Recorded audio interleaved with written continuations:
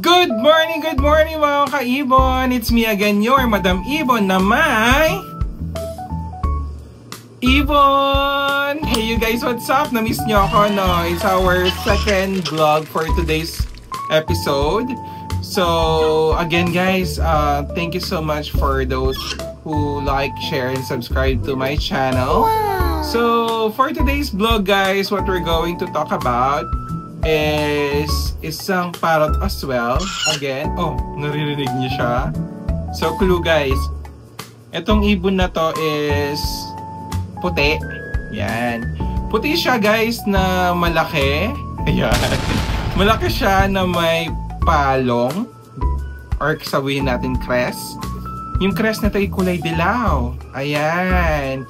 Tapos itong ibon na to is very entertaining siya. So, not to prolong anymore guys. Ito ang ating ibon for today's vlog. Ayan. Meet Snow. Ayan si Snow. Si Snow guys ay isa siyang sulfur umbrella. Sulfur kakatu. So, isa siyang sulfur kakatu guys. Ayan siya. So, yung sulfur umbrella guys, napakaganda ng mga yan. So, etong mga to, ayan, are actually native in Australia. Ayan. Native sila sa Australia guys. And napaka-sweet. Napaka-sweet nila sobra, diba? O yan. Yung mga sulfur natin guys, may iba-ibang klase ng sulfur. May mga tinatawag silang yung malalaki na gulay na sulfur. May mga medyo maliliit na sulfur. So, it really depends, no? So when it comes to this kind of bird guys, always be mindful na bumili kayo sa mga trusted na farm na merong mga legit papers. When we say legit papers, meron silang LTP, meron silang receipt or whatnot, diba? Kung ano pwedeng i-provide ng farm, mas maganda. So ang lola nyo ngayon, naka-outfit siya ng pang malakas ng Katy Perry or RAR, diba? Kasi nga we're talking about our birds here. So, ayan. So, paano daw lifespan ng mga ibon na to sa captivity, guys? Kasi nagtatanong iba, madam, baka mamatay po. Madam, baka ano po, kasi hindi siya biro, guys. Yung presyo ng mga to, hindi biro, no? Siguro nagre-range to ng around 60 to 70,000 with papers na yon. Ayan. Diba? Tapos, yung mga ibon na to, yung characteristic nila ay sobrang ingay. So, just to set your expectation, if you live on a subdivision na medyo dikit-dikit yung mga bahay guys, like they tend to shout kasi eh. Paano ba yung shout? Paano ba yung shout? Dali na. Paano ba yung shout? Sigaw ka muna. Dali na, sigaw ka muna. Ay, hindi na kita love. Dali na. Yeah, sigaw ka muna. Dali na. Malamig ba? Patayin ko aircon. Patayin ko aircon. Ayan sila guys. So, ayun nga. Sumisigaw sila like, ganon. They scream a lot. Especially in the morning and also especially kapag pagabi na. Yun yung mga natural nila. Ewan ko ba, parang lang sila. Like, they love shouting. No, they love shouting. So, if you notice as well, yung pakpak niya, ganyan siya.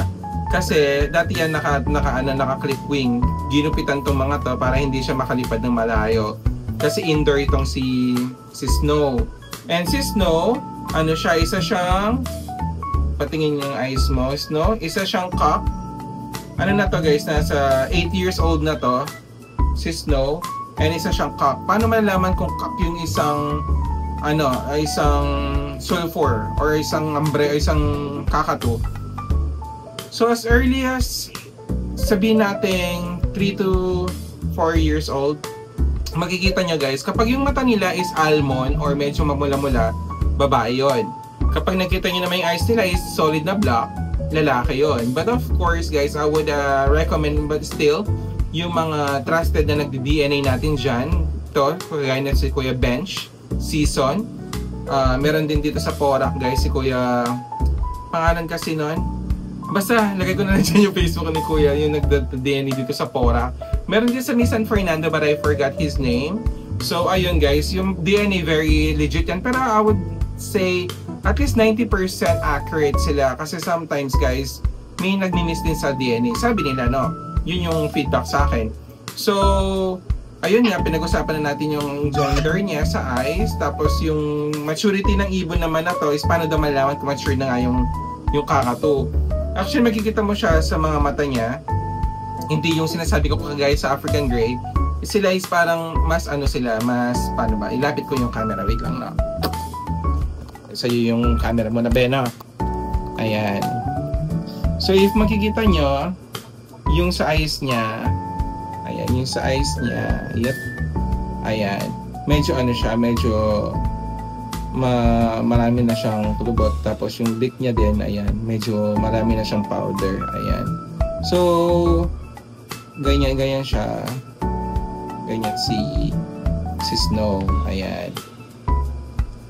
Ayan siya. So, si Snow guys, so far, alam niya lang sabihin sa hello. Kasi, hello, tapos, nagdadaldal siya ng very, very light. Pero wala kang maintindihan. Kasi nga, they don't really talk that much. Siguro depende na rin sa pag-train ng ibon. Pero talkative din yung mga sulfur guys. Don't get me wrong ha. Baka mabash tayo dito sa part na to. And again, based po ito lahat sa experience ko as mag-iibon. Pero of course, it's your own judgment pa din, diba? So, yung mga ganitong klaseng ibon guys,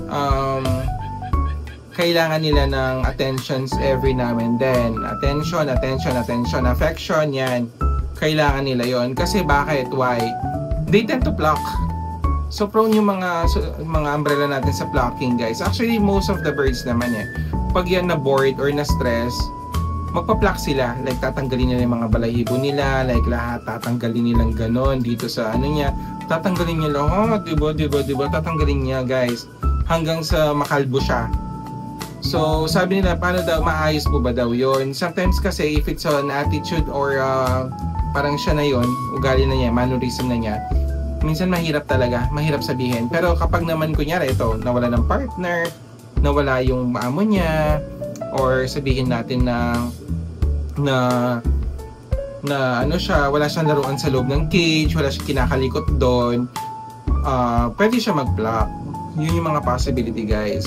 Or meron din naman yung sinasabi nilang may sakit na beak and feather. Sorry I'm not really familiar sa sakit, pero para siyang feather beak disease something, parang ganun, feather beak disease kinemerot, ganyan, basta yun na yun. So ayun guys, I hope na tawag dito, hindi siya mag-pluck kasi siya lang mag-isa, pero siguro hindi naman siya magpa-pluck kasi nga ano siya like sobrang clingy niya sa mga tao. Like pag may bisita ako dito, siya pumupunta, ganyan. Kung naghahanap ko ng very entertaining na ibon guys, eto, dito kayo sa mga sulfur kasi they tend to talagang magsayaw sila, magdadance sila, tingnan nyo siya, diba? So ang kaibahan naman ni sulfur sa mga ibang kakato like umbrella, ito, tingnan nyo yung crest ng umbrella, ganyan siya. Tingnan nyo yung crest niya, is may dilaw. Yan, tawag dito is crest. Yan, dilaw yung crest ng mga sulfur guys. Tapos meron din mga triton, may mga yung parang may pink dito, may mga oblation, diba? So yun guys. Tapos ano pa ba? Bakit daw may powdery yung mga Bakit daw ang daming parang pulbos na mga sulfur sa mga umbrella? Ang daming powder daw. It means guys na napaka-healthy ng ibon nyo pag gano'n. Napaka-healthy ng ibon pag meron siyang powdery. Napaka-healthy nung guys. Pero diba? They tend to shout. I told you guys. So they really tend to shout talaga kapag naboboard sila or kapag medyo gusto nilang mag-entertain ng tao. So makikita yung may mga lumilipad na mga dito, mga puti-puti. Dahil sa kanya yon, it means healthy yung ibon pag ganun guys. Yun yung powder, no? Powder siya na natural powder sa mga ibon para pakintabi nila yung mga nila, yung mga feather nila, no? Tapos ano pa ba? About sa sulfur, diet. Ayan, diet. So as much as possible guys, huwag tayong magbigay ng mga seeds sa kanila like sunflower.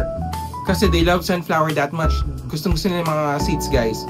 Pero mas maganda sana sa mga ibon natin, bigyan natin na sila ng fruits and vegetable in the morning. Like yung mga ganito kagaya ng sa umbrella AGP kanina, may pinagkita ko ganyan guys. Tapos pag comes to paggabi na, bigyan nyo sila ng mga soak seed, mga ganyan, mga sunflower, pero very very minimal lang, wag yung sobrang dami, no? Kasi hindi good sa mga ibon natin yung sobrang mga seeds, di ba? So, ayun nga. Tapos when it comes sa gabi guys, make sure na tatanggalin nyo lahat ng water. Tatanggalin nyo lahat ng water sa kanilang mga tray kasi minsan may mga daga na pumupunta sa mga cages nila, umiihi, tapos mainom nila yung yung water ng may ihi ng daga.